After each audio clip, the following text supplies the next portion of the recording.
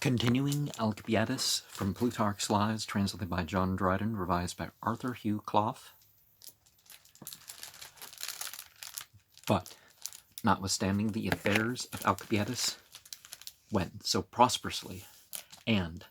so much to his glory, yet many were still somewhat disturbed, and looked upon the time of his arrival to be ominous, for on that day he came into the port, the feast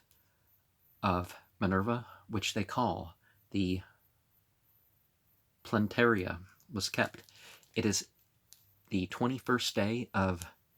Thargelion, which the Praxi Ergida solemnize their secret rites, taking all the ornaments from off her image, and keeping the part of the temple where it stands close covered. Hence the Athenians esteem this day most inauspicious, and never undertake anything of importance upon it, and therefore they imagined that this female entity did not receive Alcibiades graciously and propitiously, thus hiding her face and rejecting him. Notwithstanding, everything succeeded according to his wish, when the 100 galleys that were to return with him were fitted out and ready to sail, and honorable zeal detained him till the celebration of the mysteries was over. For, ever since Decelea had been occupied, as the enemy commanded, the roads leading from Athens to Eleusis, the procession being conducted by sea, had not performed with any proper solemnity, they were forced to omit the sacrifices and dances and other holy ceremonies, which had usually been performed in the way, when they led forth the Iacchus. Alcibiades therefore judged it would be a glorious action, which would do honor to the male entities that they worshipped, and gain him esteem with men, if he restored the ancient splendor to these rites, escorting the procession again by land, and protecting it with his army in the face of the enemy. For either if Agis stood and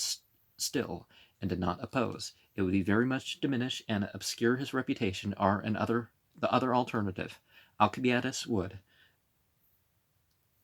engage in a holy war in the cause of what he worshipped, and in defense of the most sacred and solemn ceremonies. Well, defend the rights for the ceremonies, but you don't have, and do what you do in the cause, not just in the name of, in the cause of what you worship, right? And thus, in the sight of his country, where he should have all his fellow citizens witness his valor, as soon as he had resolved upon this design, and had communicated it to Eumolpida and heralds, he placed sentinels on the tops of hills, and at the break of day sent forth the scouts, and then, taking with him the priests and the initiates and the initiators, and encompassing them with his soldiers, he conducted them with great order and profound silence, an august and venerable procession, wherein all who did not envy him said he performed at once the office of a high priest and of a general. The enemy did not dare to attempt anything against them, and he thus brought them back in safety to the city, upon which, as he was exalted in his own thought, so the opinion which the people had of his conduct was raised that degree, that they looked upon their armies as irresistible and invincible, while he commanded them, and he so won, indeed, upon the lower and meaner sort of people, that they passionately desired to have him tyrant over them, and some of them did not scruple to tell him so, and to advise him to put himself out of the reach of envy by abolishing the laws and ordinances of the people, and suppressing the idle talkers that were ruining the state, so that he might act and take upon him the management of affairs without standing in fear of being called to an account. Now, in terms of my own system of worship, in the cause of, doesn't include wars of conquest and forcing conversion that are acquiring wealth, or slaves, control of people, however you're going to say it. Those aren't the reasons to fight. Self-defense, yeah, sure. someone else is being attacked or abused or something, yeah. But, basically I condemn virtually all wars in the cause of, as I, worship. How far his own inclinations led him to usurp sovereign power is uncertain, but the most considerable persons in the city were so much afraid of it that they hastened him on shipboard as speedily as they could, appointing the colleagues whom he chose and allowing him all other things as he desired. Thereupon he set sail with a fleet of 100 ships, and arriving at Andros, he there fought with and defeated as well the inhabitants as the Lacedaemonians who assisted them. He did not, however, take the city, which gave the first occasion to his enemies for all their accusations against him. Certainly, if ever man was ruined by his own glory, it was Alcibiades, for his continual success had produced such an idea of courage and conduct that if he failed in anything he undertook, it was imputed to his neglect, and no one would believe it was through want of power, for they thought nothing was too hard for him if he went about it in good earnest. They fancied every day that they should hear news of the reduction of Chios and of the rest of Ionia, and grew impatient that things were not effected as fast and as rapidly as they could wish for them. They never considered how extremely money was wanting, and that, having to carry on war with an enemy who had supplies of all things from a great king, he was often forced to quit his armament in order to procure money and provisions for the subsistence of his soldiers. This it was which gave occasion for the last accusation which was made against him, for Lysander, being sent from Lacedaemon with a commission to be admiral of their fleet, and being furnished by Carus, Kurash, the great, with a great sum of money, gave every sailor 4 obols a day, whereas before they had 3. Alcibiades could hardly allow his men 3 obols, and therefore was constrained to go into Caria to furnish himself with money. He left the care of one fleet in his absence to Antiochus, an experienced seaman, but rash and inconsiderate, who had express orders from Alcibiades not to engage, though the enemy provoked him. But he slighted and disregarded these directions to that degree that, having made ready his own galley and another, he stood for Ephesus, where the enemy lay, and as he sailed before the heads of the galleys, used every provocation possible, both in words and deeds. Lysander at first manned out a few ships and pursued him, but all the Athenian ships coming in to his assistance, Lysander also brought up his whole fleet, which gained an entire victory. He slew Antiochus himself, and took many men and ships, and erected a trophy. As soon as Alcibiades heard this news, he returned to Samos, and, losing from hence with his whole fleet, and offered battle to Lysander. But Lysander, content with victory that he had gained, would not stir. Amongst others in the army who hated Alcibiades, Thrasybulus, the son of Thrason, was his particular enemy, and went purposely to Athens to accuse him and to exasperate his enemies in the city against him. Addressing the people, he represented that Alcibiades had ruined their affairs and lost their ships by mere self-conceited neglect of his duties, committing the government of the army in his absence to men who gained his favor by drinking and scurrilous talking, whilst he wandered up and down at pleasure to raise money, giving himself up to every sort of luxury and excess amongst the courtesans of Abydos and Ionia, at a time when the enemy's navy were on the watch close at hand. It was also objected to him that he had fortified a city near Bisampta in Thrace for a safe retreat for himself,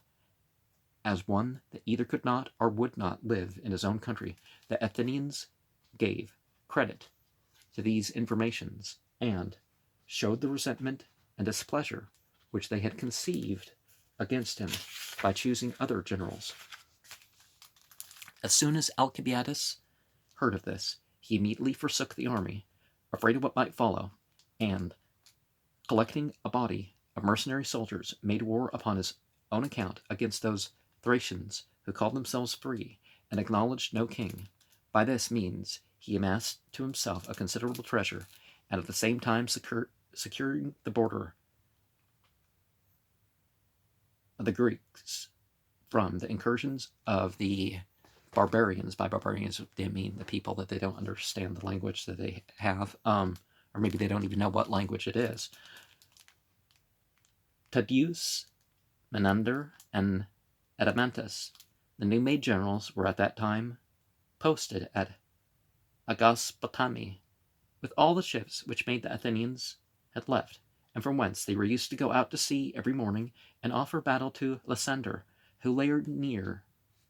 Lampsacus, and when they had done so, returning again, lay all the rest of the day carelessly and without order in contempt of the enemy. Alcibiades, who was not far off, did not think so slightly of their danger, nor neglect to let them know it, but, mounting his horse, came to the generals, and represented to them that they had chosen a very inconvenient station, where there was no safe harbor, and where they were distant from any town, so that they were constrained to send further necessary provisions as far as Sestos. He also pointed out to them their carelessness in suffering the soldiers, when they went ashore, to dispose and wander up and down at their pleasure, whilst the enemy's fleet, under the command of one general, and strictly obedient to discipline, lay so very near them. He advised them to remove the fleet to Sestos, but the admirals not only disregarded what he said, but Tadius, without insulting expressions, commanded him to be gone, saying that now not he and others had the command of the forces. Alcibiades, suspecting something of the treachery in them, departed and told his friends, who accompanied him out of the camp, that if the generals had not used him with such insupportable contempt, he would, within a few days, have forced the Lacedaemonians, however unwilling, to either have fought the Athenians at sea, or to have deserted their ships. Some looked upon this as a piece of ostentation only. Others said the thing was probable, for that he might have brought down by land great numbers of the Thracian cavalry and archers to assault and disorder them in their camp. The event, however, soon made it evident how rightly he had judged of the errors of which the Athenians committed, for Lysander fell upon them on a sudden, and when they least suspected it, with such fury that Canaan alone, with 8 galleys, escaped him. All the rest, which were about 200, he took and carried away, together with 3,000 prisoners, whom he put to death, and within a short time after he took Athens itself, burnt all the ships which he found there, and demolished their long walls. After this, Alcibiades, standing in dread of the Lacedaemonians, who were now masters both at sea and land, retired into Bithynia. He sent thither great treasure before him, took much with him, but left much more in the castle, where he had before resided. But he lost great part of his wealth in Bithynia, being robbed by some Thracians who live in those parts, and thereupon determined to go to the court of Artaxerxes, not doubting but that the king, if he would make trial of his abilities, would find him not inferior to Themistocles, besides that he was recommended by a more honorable cause. For he went not, as Themistocles did, to offer his service against his fellow citizens, but against their enemies, and to implore the king's aid for the defense of his country. He included that Pharnabazus would most readily procure him a safe conduct, and therefore went unto Phrygia to him, and they continued to dwell there some time, paying him great respect, and being honorably treated by him. The Athenians, in the meantime, were miserably afflicted at their loss of the empire, but when they were deprived of liberty also, and Lysander set up 30 despotic rulers in the city, in their ruin now they began to turn to those thoughts which, while safety was yet possible, they would not entertain. They acknowledged and bewailed their former errors and follies, and judged this second ill usage of Alcibiades to be all the most inexcusable, for he was rejected without any fault committed by himself, and only because they were incensed against his subordinate, for, having shamefully lost a few ships, they much more shamefully deprived the commonwealth of its most valiant and accomplished general. Yet in this sad state of affairs they had still some faint hopes left them, nor would they utterly despair of the Athenian commonwealth while Alcibiades was safe, for they persuaded themselves that if before, when he was an exile, he could not content himself to live idly and at ease, much less now, if he could find any favorable opportunity, would he endure the insolence of the Lacedaemonians and the outrages of the 30. Nor was it an absurd thing in the people to entertain such imaginations when the 30 themselves were so very solicitous to be informed and to get intelligence of all his actions and designs. In fine, Critias represented Lysander that the Lacedaemonians could never securely enjoy the dominion of Greece till the Athenian democracy was absolutely destroyed, and though now the people of Athens seemed quietly and patiently to submit to so small a number of governors, yet so long as Alcibiades lived, the knowledge of this fact would never suffer them to acquiesce in the present circumstances. Yet Lysander would not be prevailed upon by these representations, till at last he received secret orders from the magistrates of Lacedaemon, expressly requiring him to get Alcibiades dispatched. Whether it was that they feared his energy and boldness in enterprising what was hazardous, or that it was done to gratify King Agis, upon receipt of this order, Lysander sent away a messenger to Pharnabazus, desiring him to put it in execution. Pharnabazus committed the affair to Megaeus, his brother, and to his uncle Sesmithras. Alcibiades resided at that time in a small village in Phrygia, together with Timandra, a mistress of his. As he slept, he had this dream. He thought himself attired in his mistress's habit, and that she, holding him in her arms, dressed his head and painted his face, as if he had been a woman. Others say he dreamed that he saw Megaeus cut off his head and burn his body. At any rate, it was but a little while before his death that he had these visions. Those who were sent to assassinate him had not courage enough to enter the house, but surrounded it first and set it on fire. Alcibiades, as soon as he perceived it, getting together great quantities of clothes and furniture, throw them upon the fire to choke it, and having wrapped his cloak about his left arm, and holding his naked sword in his right, he cast himself into the middle of the fire, and escaped securely through it, before his clothes were burnt. The barbarians, as soon as they saw him, retreated, and none of them durst stay to wait for him, or to engage with him, but standing at a distance, they slew him with their darts and arrows. When he was dead, the barbarians departed, and Timandra took up his dead body, and covering and wrapping it up in her own robes, she buried it as decently and as honorably as her circumstances would allow. It is said that when the famous Lais, who was called the Corinthian, though she was a native of Hacara, a small town in Sicily, from whence she was brought a captive, was the daughter of this Timandra, there are some who agree with this account of Alcibiades' death in all points, except that they impute the cause of it neither to Pharnabazus, nor Lysander, nor the Lacedaemonians, but they say he was keeping with him a young lady of noble house, whom he had debauched, and that her brothers, not being able to endure the indignity, set fire by night to the house where he was living, and, as he endeavored to save himself from the flames, slew him with their darts, in the manner just related. Now, if you have a bad dream, it's very careful, something to be very careful with in terms of relating. You seek refuge with the divinity. You may want to have some, check your immediate physical surroundings and that sort of stuff. Make sure that everything like that is in order. And generally, it's best just not to relate it and just forget it. But we see that certain associations can have. So the Megarians could have been separating him from his reason or something else, heady, mental, whatever. And as you can, the Greeks were not a culture that didn't have their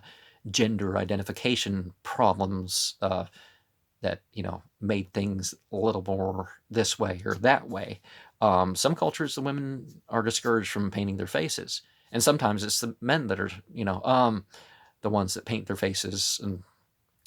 so there were some associations or some sort of he could have just been seeing himself. I am more that he was more like his mistress than he was admitting to himself consciously.